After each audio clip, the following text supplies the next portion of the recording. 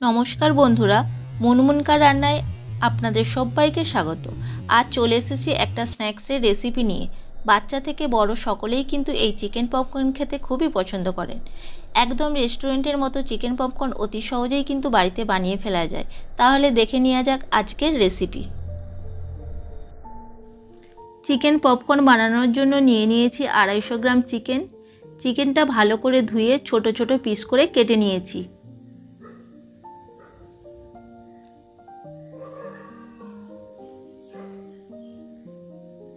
একটা বাটির মধ্যে নিয়ে নিচ্ছি। এবার এইগুলোকে ম্যারিনেট করব। নিচ্ছি 1 টেবিল চামচ গোলমরিচ গুঁড়ো, 2 টেবিল চামচ লঙ্কার গুঁড়ো, 1 টেবিল চামচ রসুন বাটা, স্বাদ অনুযায়ী লবণ,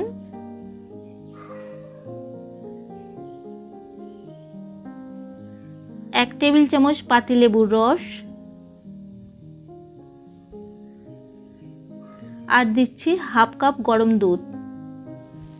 এই সমস্ত কিছু খুব ভালো করে মাখিয়ে নেব।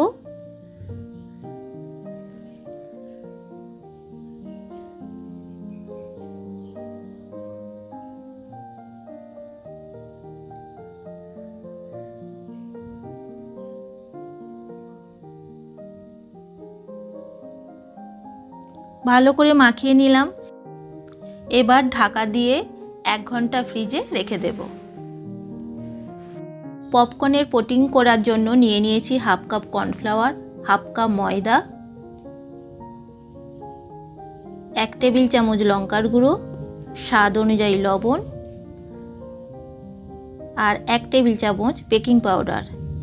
এবার সমস্ত কিছু ভালো করে মিশিয়ে নেব।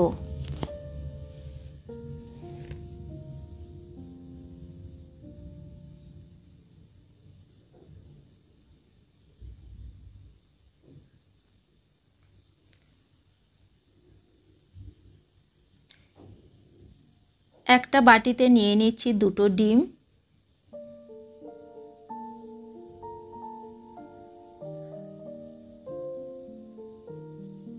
দিচ্ছি সামান্য পরিমাণে লবণ।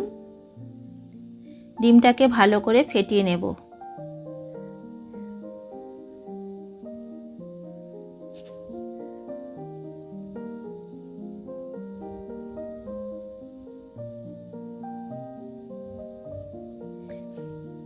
ম্যারিনেট করা রাখা চিকেনটা ফ্রিজ থেকে বের করে নিয়েছি।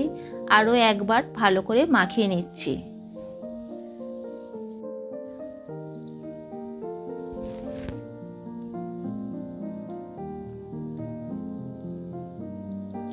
এবার একটা একটা করে চিকেনের পিস প্রথমে ডিমের গলায়, তারপর ময়দা আর কর্নফ্লাওয়ার পাউডারের মধ্যে ভালো করে কোট করে নিতে হবে।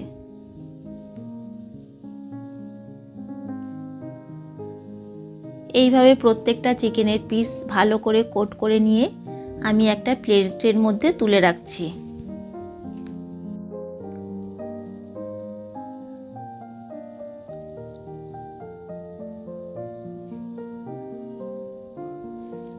আপনারা চাইলে ডবল কোট করতে পারেন বা সিঙ্গেল কোট করতে পারেন।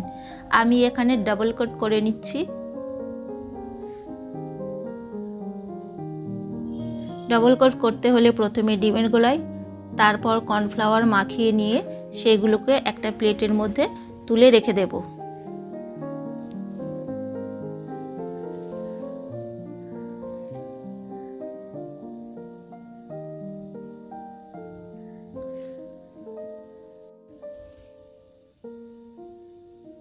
কড়াইতে ভাজার জন্য দিয়ে দিলাম বেশ কিছুটা তেল। তেলটাকে ভালো করে গরম করা হয়ে গেলে ওর মধ্যে চিকেনের পিসগুলোকে তেলের মধ্যে দিয়ে দিলাম।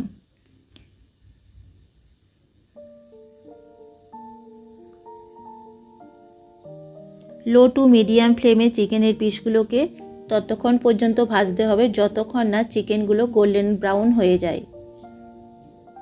হাই ফ্লেমে কখনোই ভাজবেন না, তাহলে উপরের কোটিংটা বেশি তাড়াতাড়ি পুড়ে গিয়ে লাল হয়ে যেতে পারে আর ভেতরে চিকেনটা কাঁচা থেকে যেতে পারে।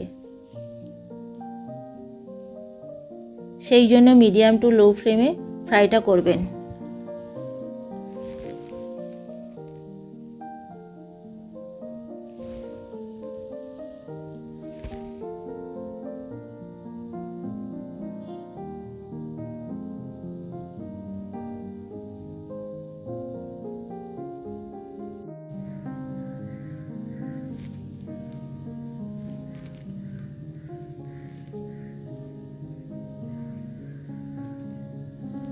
দেখুন চিকেন ভাজা হয়ে গেছে, পপকর্ন একদম রেডি, তৈরি হয়ে গেল একেবারে রেস্টুরেন্টের মতন চিকেন পপকর্ন।